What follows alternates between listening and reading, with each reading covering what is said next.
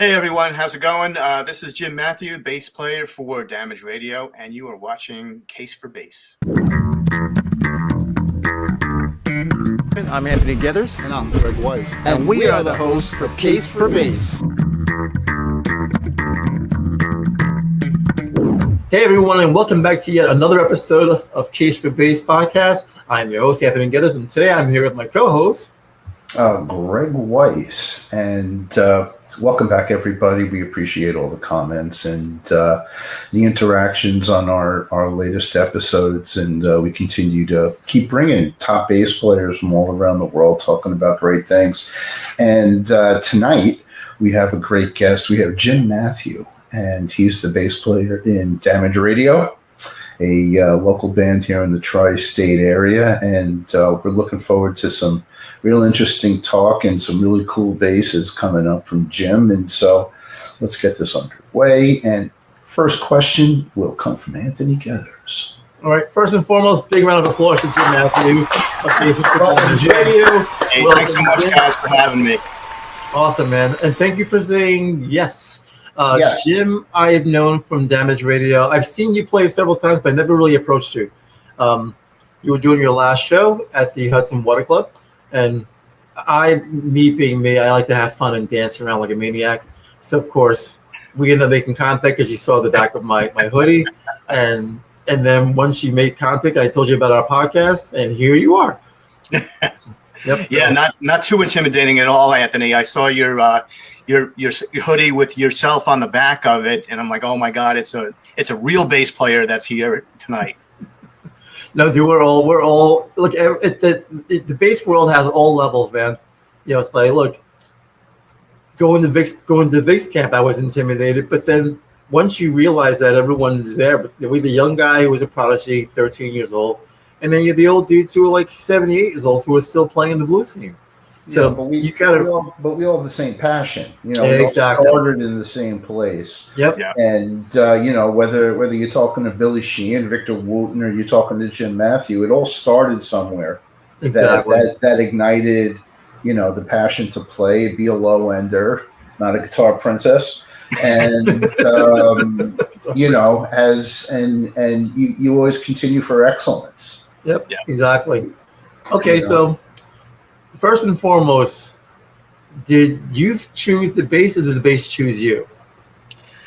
Good question. So I was totally into the rock scene as a teenager, and you know, I loved Aerosmith, I loved Zeppelin, and would always want to get into a band. And one of the things I found early on, guys, and you probably have seen this as well, is that all of the bands that you tried to get into didn't have a bass player, and that was one of the easiest ways in order to get not only learn an instrument, but get into your choice of bands as well. So I chose the bass originally, but I think the bass kind of took over, and basically it's a feeling, right? And when I first started playing, I didn't have an amp or anything. I bought my first bass. It was a Fender copy, and basically just put my chin down onto the bass and felt the vibration to basically feel, you know, what I was playing. Is it correct? Is it what we're doing on Black Dog? Is it what's going on Walk This Way? And that was kind of, and it's just evolved from that. So I still need to feel that bass even today, now that I have an amp. Oh, wow. Okay. You have an amp. Yes. We're going to make that clear. You do have an amp now. I do have an amp, you know, and it's funny, but when Anthony saw me, I was going direct in, so I did have a Sans amp, you know. Yeah, the world's changed. Rig, yeah. So. Okay. So how long have you been playing for? Because obviously you said you bought your first bass. Like, we've had a history with a lot of our guests, parents or through another relative. So when did you? How long have you been playing for, and when did you buy your first bass? I think I was about 12 years old when I bought that first bass. Mm-hmm. It was probably about $120 or something like that. And I've been playing, you know, on and off. You know, when my son was born, I didn't play for, you know, 10, 12, 15 years. And my wife got me a new bass for my 40th birthday. And, you know, somebody asked me to fill in on bass at a party. And I can't remember where I put my car keys sometimes, but he gave me the set list, and I'm like, oh yeah, I remember that Elvis Costello song, and it just kind of came back very quickly. So for some reason. That's excellent. Wow. Okay, Greg, we're gonna bounce back and forth between Greg and I. Yeah, sure. Yep. When you started playing, you were talking about being the bass player, and so this was your friends. This was a band you wanted to be in that didn't have a bass player, and what when after that happened, were you the guy playing bass in like 3 different bands? Originally, it was just friends, like you mentioned, Greg. And it was basically, we'd get together and we'd all suck and we'd try to get better. And then little by little, the people that would be better would find different bands. And ultimately, I think that happened to all of us as we progressed. And, at the risk of being a bass whore, yes, you wind up playing in multiple bands only because, there's other friends that, hey, can you fill in for this? Hey, can you join in this band? And you wind up being a piece, of that band as well. And it just, you try not to, have any conflicts with dates. And it's basically always, kind of first come, first serve. I mean, I always say that we're blessed because we grew up in a land called Rockland. Yes. Yes. And that we have a special, cause in this world to keep the music going. And it's, I know in my case, it was first it was guitar and, eventually it became bass later on because I was more attracted, even though I knew all the guitar parts in Rush, I'm in my car, I'm playing all the bass parts and I'm going, why am I playing the bass parts if I know all the guitar parts? Yep. And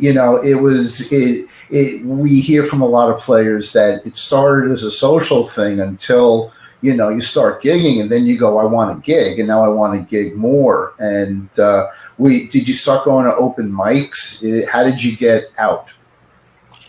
I think the first few gigs that we've ever played were variety shows, Battle of the Bands. Let me interrupt you. You were actually in a Battle of the Bands? Yeah. Well, let me jump in for just 2 seconds. Yeah. Whenever you say someone says variety shows, I think of vaudeville. I think of the Brady Bunch. Yeah.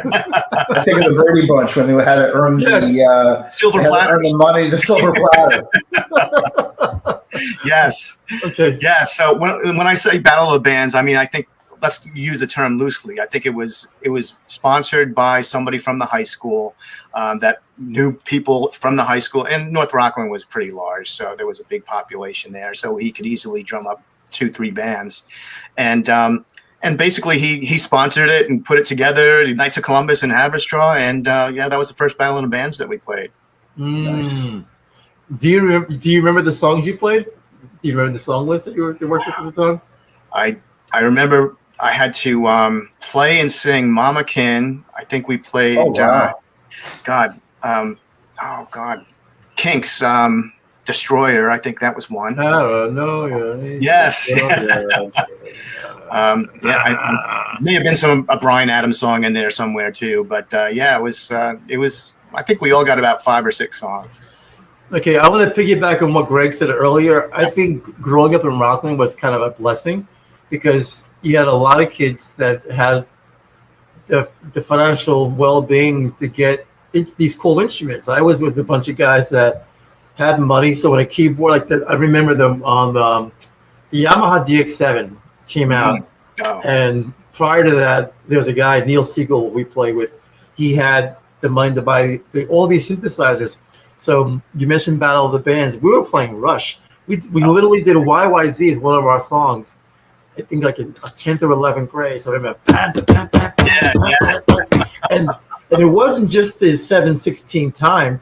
It was the keyboard part that when I heard him do the one note, the one note, and it's blasted to the speakers. So here I am. Made it real. Yeah, here I'm 16 years old. I'm going, we're actually pretty good. Just because that one note from that keyboard made everything sound so It makes all the difference for sure. Yes. Yes. It's very cool. Where did you stay in the area? Did you move on? Is there like a bunch of years you played in college bands?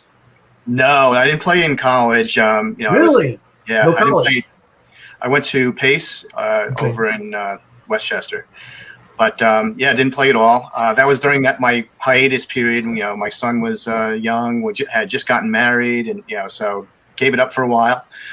So moved up to Orange County, lived in Chester for. Yeah, I'm in Middletown. Oh, okay, perfect. and then joined a band while I was up there as well. So playing the local area there. Monroe and a number of different venues. Some of the events, the town events, and so on. Okay. Well, so from that point on, what was because you mentioned earlier that you have 11 basses. Yes. So you had your Fender copy bass at first. Yeah. And then you went to what was your other bass? Actually, what was your first amplifier in addition to your second bass? First amplifier, oh God, I think I got some type of Sears, 15-watt amplifier to basically hear myself. This was years ago. And I think the first other amplifier, I got a PV 75, I think it was, TKO 75, which I still have someplace. That thing is a tank. So I think, sometimes I play outside on the patio, and that's what I wheel out there. Okay. Awesome. When you play, as far as who are your major influences and who are your major influences when you play? Major influences. Wow, so many. I say Paul McCartney, Geddy Lee, Steve Harris. Yeah. we are not worthy. There's just so many. Then I started listening to Marcus Miller and Victor. Yeah. No, you keep going. We're not worthy. Wow. But so many different influences. James Jamerson. I would hear the story about how he played. Oh God, what was that? There was one song that they enticed him to play. He was drunk at a bar and he just laid on the floor, playing the song, not rehearsing it or anything. And that was Marvin Gaye's "What's Going On." That's what it was. Yes. Yep, that was the song. Yep. Yes. Yeah. And just to think how he played that song, incredible. We had a guest, Yuka Tadano. Oh God! During COVID, she transcribed that song. Oh wow! And 30 others. And 30 others on top of that. It was a lot of transcriptions of James Jamerson and Bob Babbitt's bass lines, and just absolutely incredible in how she did it. Look, between her ear and the pen, and it was her COVID project. Yep. Yeah. Wow. And what I said about it is that you can always cheat in Motown by reinterpreting feels and where ghost notes are. Yes. And she really just accurately reportrayed it. And watch her videos. Anybody here? Google, I'll send you a couple of links. Yeah, absolutely. Her Instagram and her YouTube is just over the top. Jim, I gotta ask: when you grew up, what was the music playing in your house, and were your parents musicians? My parents were not musicians, but we grew up in a WABC, WNBC house, and in the car. So I always, and I still have a 70s on 7 station that I always listen to on Sirius XM. Brings back a lot of memories. Some of the bass lines. My girlfriend's always on the 70s on 70 station. Yes, the 70s bass lines, Anthony, are just like off the charts. Like if you listen, would you call yourself a power pop guy? I wouldn't say necessarily power pop. I love the power pop as well, but I listen to everything from the Carpenters to whatever was on the radio, and then you listen back to it and you're just like, there were some good bass lines on some of this. Incredible. There was a lot of, I hate to say it because now, and I don't want to sound like a commercially old man saying back in the day, better songs. But if you think about the arrangements that they had arrangements, there you go. Arrangements and composition were the big thing. Yes. So you don't realize it until you look for new music now. because I will listen to new music, but they sound old. I don't go for bands that have a newer sound. I go for bands that sound more vintagey, retro. Yes, absolutely. And Yes. that's what I look for. And I find that when, like, I'm not going to look for a Taylor Swift. I don't want to find a new version of her. Yeah, Right. but I'll find a new version. There's a guy, I think Jolene Nadoda. He sounds like an older. It's like Motown meets like doo-wop from the 50s. It's and you hear the drums. The drums sound like they went to a Stax Records recording, like an Otis Redding recording, and they literally took the sound of the Stax. They took Donald Duck's sound of his bass lines, flat Donald Dunn, not Donald. I'm sorry. I know you guys. Trying to put that together. Yes, thank you. So try to say that several times. Donald Duck Dunn. So took his bass line, the sound of his bass, to very vintagey, flat wound Fender Precision bass. Same thing with Steve Cropper, and it's almost as if they purposely listened to Stax Records and decided to write material that almost replicated that sound. So as soon as I heard that, I fell in love with it. So newer band, they came out in 2019, but they sound like that. So I will listen to new bands, but they have to sound like they're vintagey, or as Greg said, retro. There are a few of those. Yeah, there are a few of those out there now. That's what, and I realized there's a lot of those bands that are making some bigger hits. And a lot of them are from Australia, from the UK, which of course has always been from the UK. But that's the stuff that I would go for and listen to now. All right, let's fast forward into your Damaged Radio years, because you skipped out 15 zillion years because of your family. Also, between your child being born and your wife getting you a bass. Exactly. Yeah, so in Orange County, what was that? What was the bass? Oh, she got, I think it was a Dean, it wasn't a high end bass. It was a Dean, and it was very light. It was nice. Originally when she gave it to me in the case, I was like, she got me a shotgun. And, and then I opened it up and she's like, oh, you should start playing again. I'm like, yeah, that's a good idea. So, and that, she just opened the floodgates after that, and then you had an extra couple of bucks and, you're back in it. Oh, got to get a couple of Fenders, got to get a couple of Warwicks, right? So, nice. Now, your wife was at the show, and I noticed that she was wearing the cowboy hat. She was dancing. Yeah. Obviously, without even having to ask, she's obviously very supportive. Because you don't get many. I hate to say it. I find it's very extreme. You either get the spouse who loves what you do, or the one who does not like what you do at all. Ignores. Yeah, exactly. that I think that tends to be even worse. If you get the one that just does not like what you do and totally ignores it. Almost as if she wants it to go away. Yeah. Maybe this will go away. Maybe this is a trend. But I'm voting present on that issue. So turn into a weekend warrior. So I gotta say she's been super supportive from the beginning, and she loves coming to the gigs. She has her favorite bands, and she has her she's like, okay, this band is pretty good, but I like the stuff that the other band plays, and I can dance to that one, and that one was a little bit more current, and she's all about the top 40 now, so she likes that stuff. Really? But she likes the older stuff as well, and anything that has a beat is what she likes to dance to. So I'm like, I'm your man, I'll get you moving. So nice. No, that's Disco Stu knows his place. Yes. But I like the fact that she's very supportive. Well, interesting enough is that she bought you a Dean, which is kind of cool, because she could have came home with a Hondo or something, or Court or something even worse than that. And the only reason why I say that, because if you're not a musician, like for example, my lady, she'll send me these. She'll go on Facebook. What do they call that? Facebook Marketplace. Yeah. Then she'll pick out these instruments, and she's like, "Hey, maybe you like this one." And I'm like, "It's $150." I said, you don't realize you can't go for cheap. So you can't for cheap. And you also can't go for broken. No, absolutely not. And that's why I'd rather buy cheap new than broken old. Absolutely. But it's just so cool that she noticed that.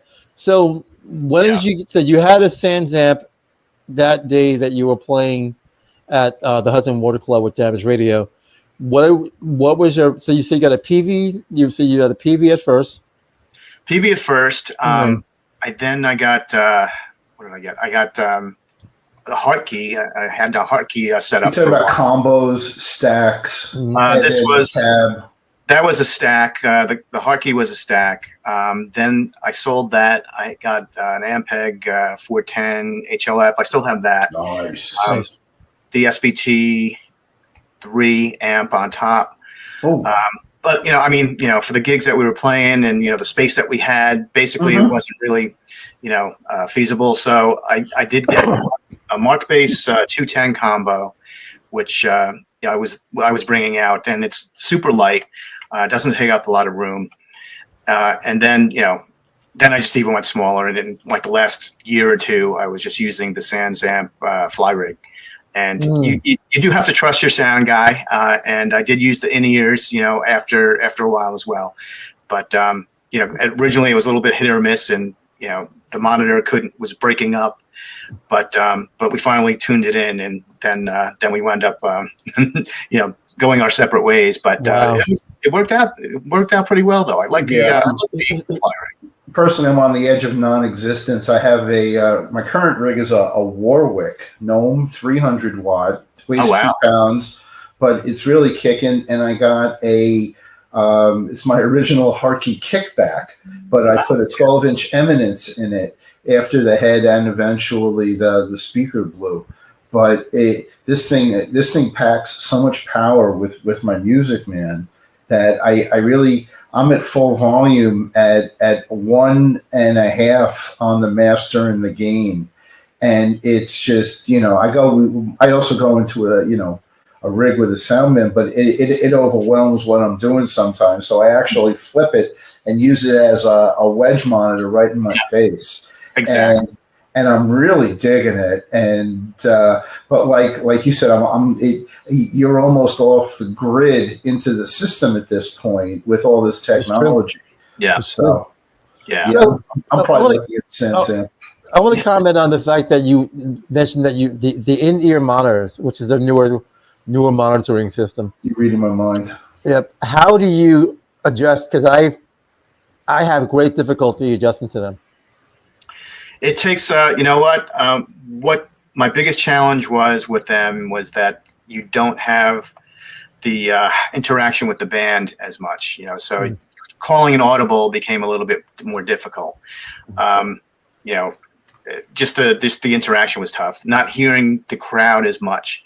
And, the good part was, you can kind of dial in your own mix. However, but you kind of, you're kind of sequestered from the rest of the world after you're dialed in.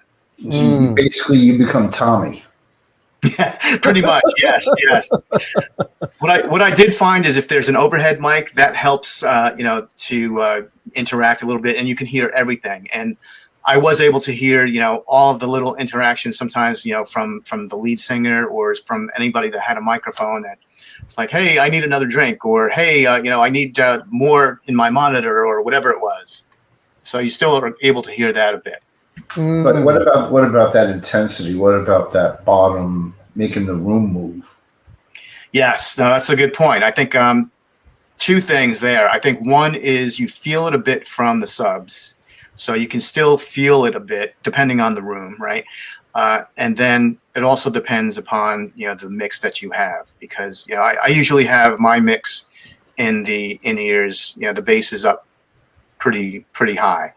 Then I have the vocals, the kick, the guitar a little bit, because I could usually hear him screaming from across the room, and all the vocals just to make sure that harmonies are decent. But I'd say the bass is way up on top of most of that.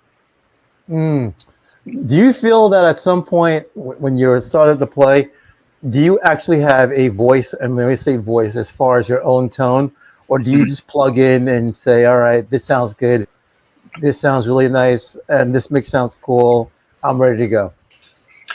Yeah, no, that's a good question. I think I do have my presets on the fly rig. The one good thing is that it's not pre-programmed, but I know where the dials need to go, and there's a button to hit either the Sans amp or the VT bass.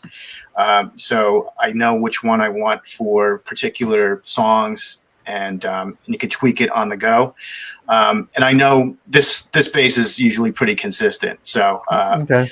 I know what I'm going for. I know where where to put the settings. When I do switch basses, it's almost like starting over sometimes. And when we have we do switch bass guitars for detuned songs or for whatever it is, and sometimes depending on, all right, that one's a passive one, this one's an active one, and It's a reboot. yes, pretty much, yes. And if it's only for one or two songs, it's really annoying. But Double reboot. That's true. No, I mean, because just getting back to what I was saying, and Anthony's question is a real valid one in the sense that in my case, I'm, like you, I'm playing, little rooms, you're stuck in a corner, my bass starts exploding with, whatever is coming through the back. We were talking to a good friend of ours, Lynn Sorensen from the West Coast, and he ended up covering the porthole on his cabinet to literally stop that. And I'm like, but if I do that, I might as well, unplug and go home. But what happens though is, to Anthony's question, half the time I already know where my knobs are going to go, and it doesn't matter what it sounds like, because it's literally not the most important part of the night. And I know if our friend Momo is listening, he would say, well, what are you doing?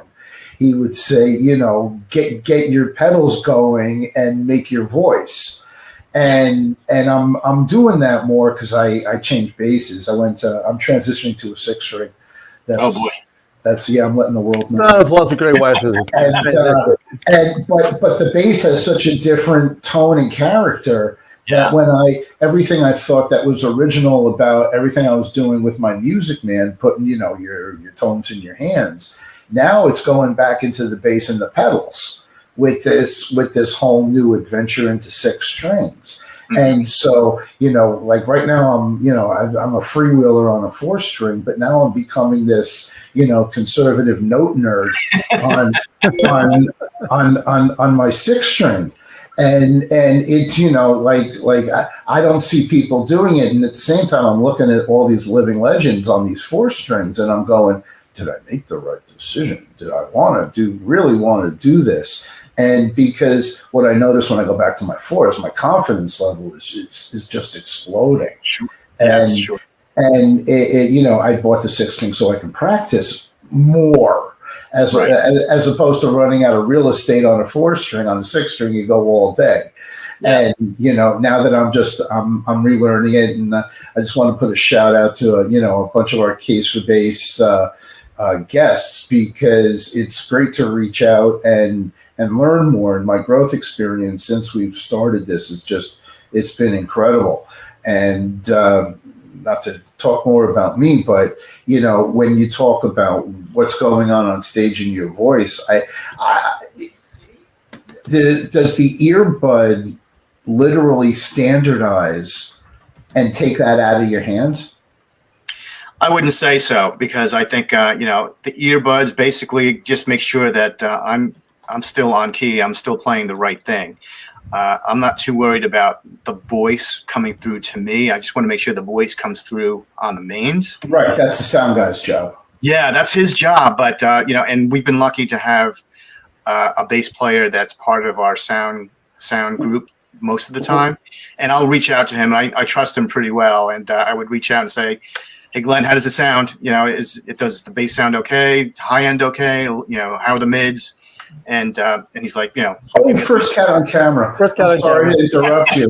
I'm going to interrupt you twice. And when I talk about volatility with the sound guy, I'm talking about your last sound guy is When We Share. Actually. Oh, okay, great. Yes, that was actually the first time that we used that guy. And I know. I'm stuck with him. Don't worry.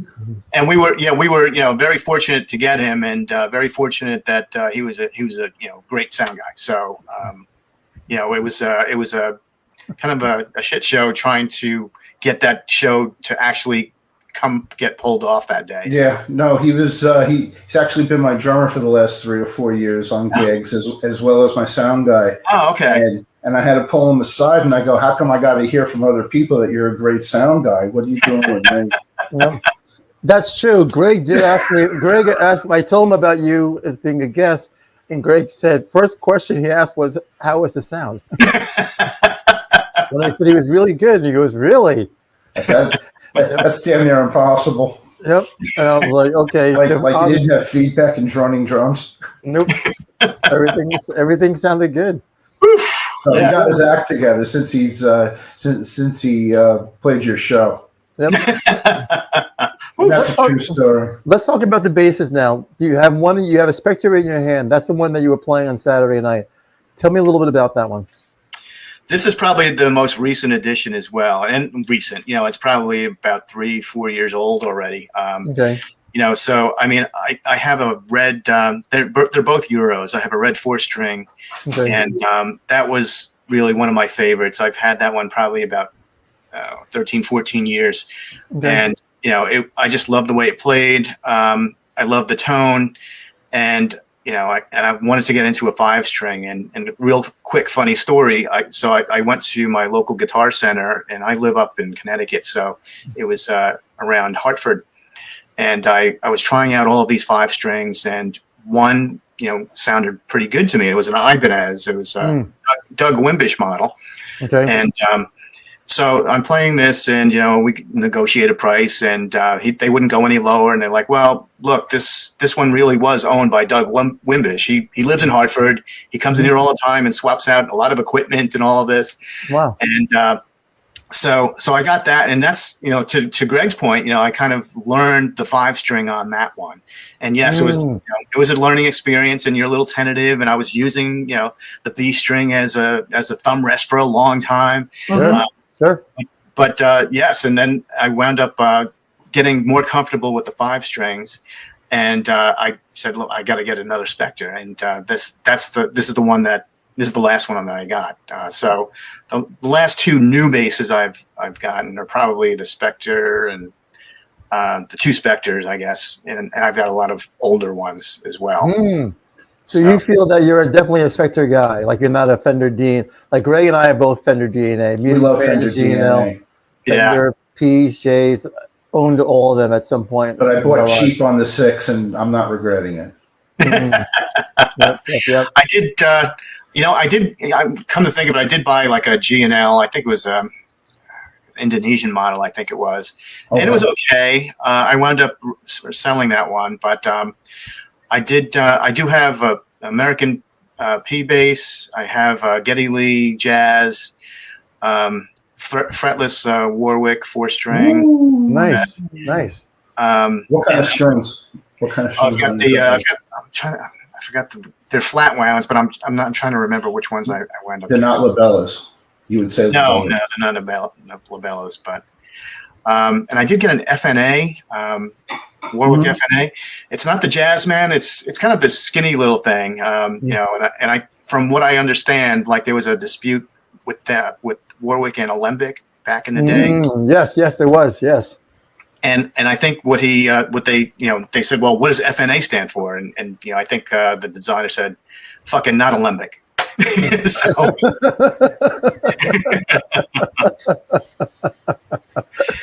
Fucking not Alembic. Quick interrupting question: are you a 5 guy now, full time? Do you like the extended range? I do. I bring it because it just, it allows for so much, easier positioning on playing some songs. And I mean, I got to tell you though, when I go back to the 4, it feels like you said, you just like, you feel a lot more confident. The neck is a lot thinner. I mean, that Geddy Lee neck almost plays itself. I love that thing. Wow. But yes, I always bring the 5, and even if I'm going to use the 4, most of the night I'll have it handy. Awesome, dude. Yeah. Awesome. All right, so this is my last question to you because we're about to come to an end. So, actually, no, not my last question. Did you never have a last question? You don't really have one. We talk on the phone for 6 hours. After an hour and a half, it's like, oh, wait.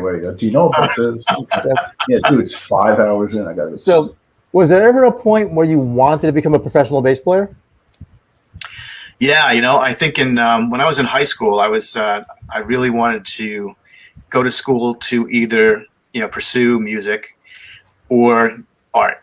And my art teacher, God bless him, he basically said, you should really go over to Europe. You guys play in a band. I've heard the band. You should go over there. They're really, especially I think it was Switzerland at the time. He was like, they're hurting for some talent, and you guys would make a killing over there. And it wasn't really an option for us. Mm-hmm. But so life gets in the way, and so you wind up paying the bills with one job, and the second best thing is just playing as a hobby or semi-professional as much as you can. But that's not to say that I didn't audition for bigger gigs, and I know there was always these auditions for Trans-Siberian Orchestra, and they were always holding auditions around. And I love those guys. I mean, I've met a number of them, and most of them are really cool guys. And awesome. I met the founder years ago, and super cool guy. Great with the kids. Gave the kids all jackets and silver dollars from like the 1800s. Wow. Unfortunately, he passed, but yes, it's it made a lasting impression, and all the musicians were top notch with those guys. Awesome. Can you read music? I cannot, and that's one of my bigger regrets. So okay. I've said during some of my hiatuses, or like when I have some time off from work, basically that's one of the things I really want to do. I mean, what I do now is, even when I have these ideas and beats are constantly going in my head, and these melodies are constantly going in bass lines, and I almost have to hum them out and then play them out like this is what I was thinking of, and like, okay, so, and I'll write it out like I'll just tab them or something. But did you take any classes in school? Music theory, band? I did. Yeah, I did in high school. We took some music theory, and we had one really good teacher. And he actually, pushed us to pursue music as well. Mm-hmm. But, unfortunately it wasn't in the cards, and friggin' accounting got in the way. Okay. We understand. But look, but I hate to say it, because there's the struggling musicians. Like, we interviewed a guy named Ivan Bodley, and he's doing well now. Mm-hmm. And of course, the big thing was Mike Vaseglia, who played with Susan Vega. A lot of these players would say the big issue is knowing when well, if you read, you're constantly working. If you don't read, then you got to get involved with a band that has your fifth choice. Yeah, exactly. So Mike had a steady gig with, who's it, Flo and Eddie? Yeah, the Turtles. The Turtles. Yeah. Very good. He was our second interview. That was great. Yeah, I remember that. Yep. Wow. So he got involved with them. Then they were and he had a choice. He had a choice for the steady gig or the wild unknown, and he chose the wild unknown. He chose the wild unknown. That was chose the wild, and it paid off. Yeah. I mean, well, the Turtles are still playing. I mean, this was in the late '80s. Yep. Yeah. And he had the choice to join an original act that eventually became a #1 MTV hit, #1 pop hit. Wow. And Suzanne Vega. He was on the ground floor, and because he had the confidence to take the leap, because now I'm reiterating, his father said, take the steady gig. Exactly. Of course, as a dad would do, right? And he goes, I can't do it. I gotta try this. Yep. Yeah. And same thing with Ivan Bodley. Ivan Bodley was just, I mean, right now he's in the last 4-week run of the Broadway show Tommy. Yeah. And an interview we never got was actually, he was the sub for Irio O'Farrell, and God took him too quickly, and he had gotten the slot. And one of the things about Ivan is Ivan plays like 6 nights a week, sometimes 5 nights a week. Yep. He's literally in the Humble Pie legacy. He just did a wedding in Connecticut.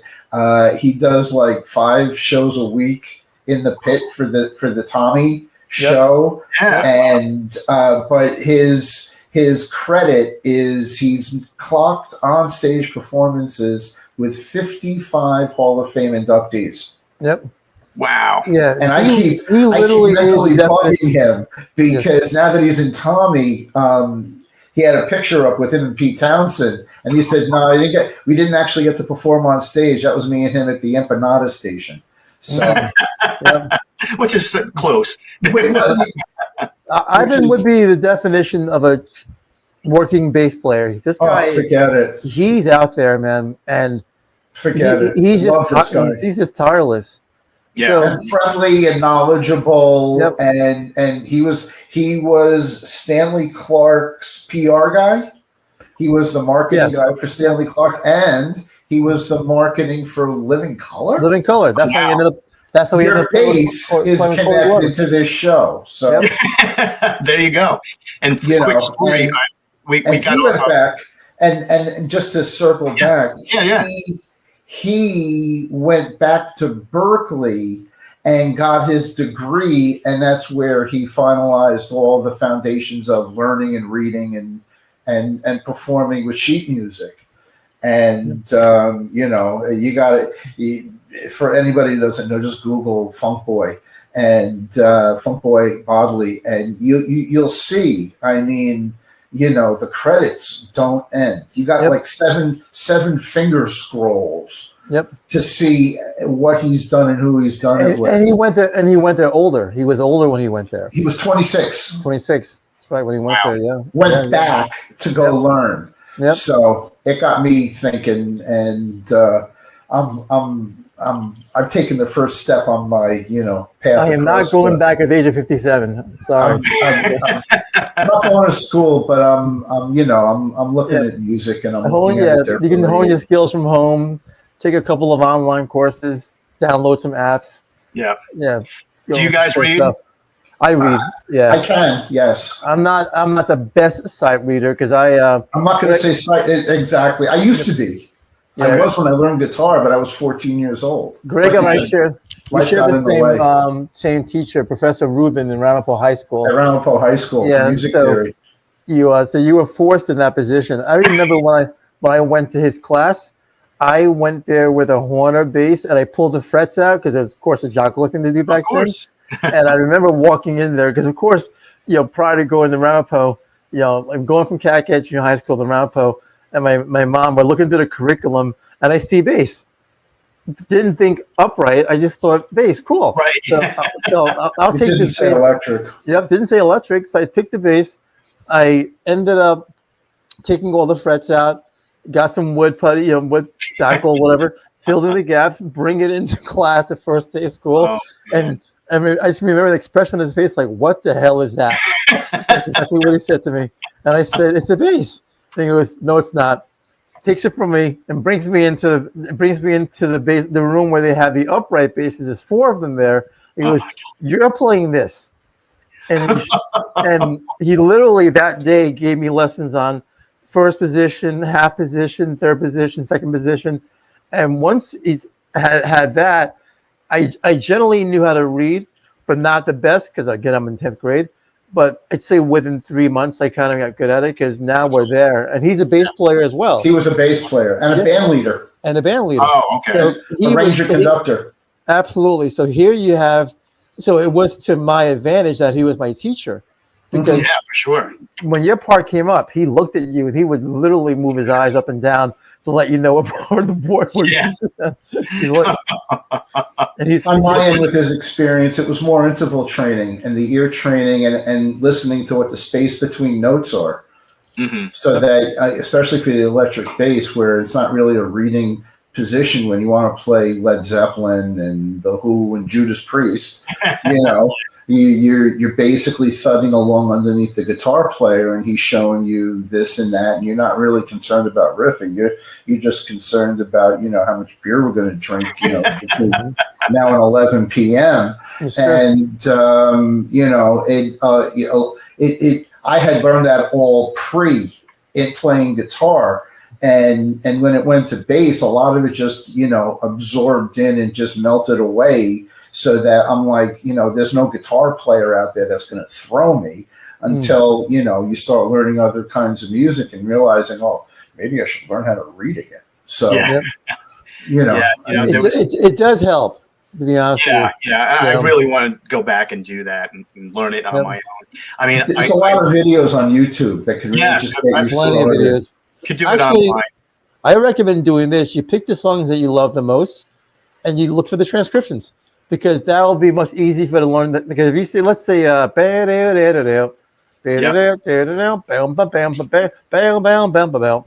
gonna see that and go, okay, you just gotta break it down and really take it slow. Absolutely. Yes. And visually look and relate to where the notes are on the staff, and that, the whole quarter note, triplet, 16th note thing. Just no one's going to ask you to read and play for pay. So exactly. Okay. There's always a lot of rehearsal. Absolutely. Yes, sure. All right. So now here's my final question to you. Final question. Yes. What would you tell someone who's interested in becoming a working bass player? I mean, look, you have your full-time job, but you can also say to them, hey, man, if you're doing it as a hobby, you get a full-time job to take care of your bills. You're able to own your home and not stressing about paying your bills. Or do you want to be the artistic type who's going to struggle a little bit, yet at the same time they get a chance to do what they want to do?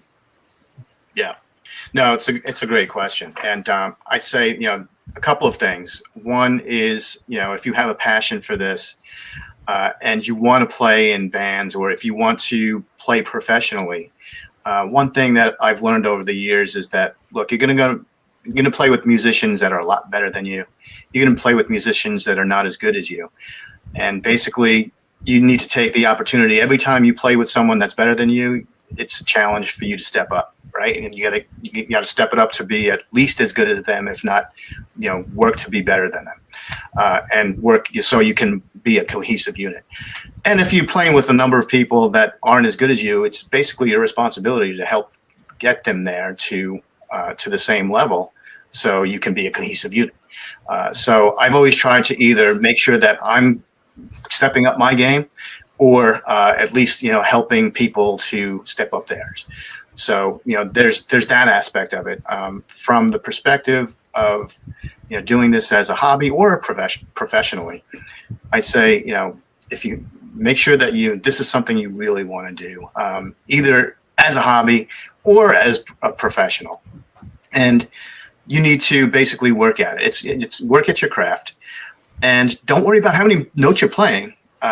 Make sure that you're just keeping the groove. And I've seen videos of Victor Wooten basically hitting one string and basically just keeping the groove.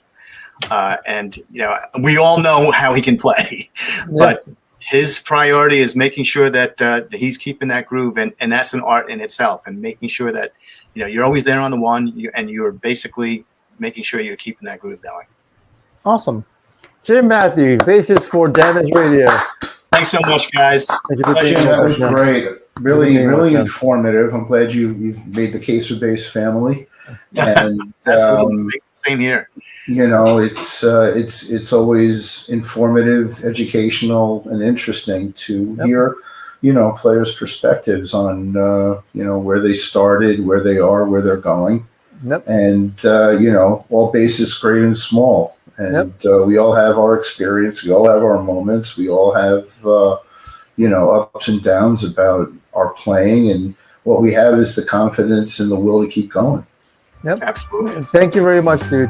Thank you very much. Thanks so much, guys. And wait to hang with some local guys as well. Yeah. Really. We have to watch out for our locals, man. Yeah, absolutely.